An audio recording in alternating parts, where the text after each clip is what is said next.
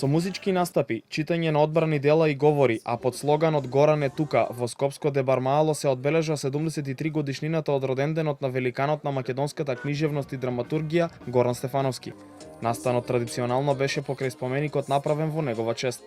Ова е местото каде што е поставена спомен клупата на Горан. Символично е поставена во триаголниот парк во Дебармаало, неговото омилено место во Скопје. Дел од присутните Стефановски го опишаа како личност кој оставил неизбришлива трага врз културниот простор на Македонија, но и пошироко.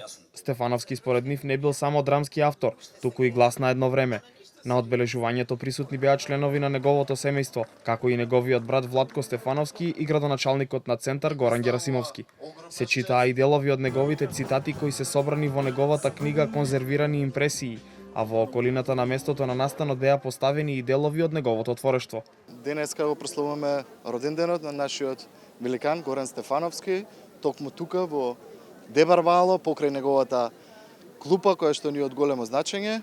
Традиционално секоја година во убава атмосфера заедно со дел од семејството и Сдруженијето на Горан Стефановски во соработка со Општина Центар го одбележуваме на највисоко ниво неговиот роденден. Еден од најголемите великани кој што е обележје за Дебармаало и не за џабе толку се вложуваме во делот на одбележување на неговиот роденден. Сметам дека ова треба да продолжи да се случува, бидејќи без Горан Стефановски такви како него не сме за ништо.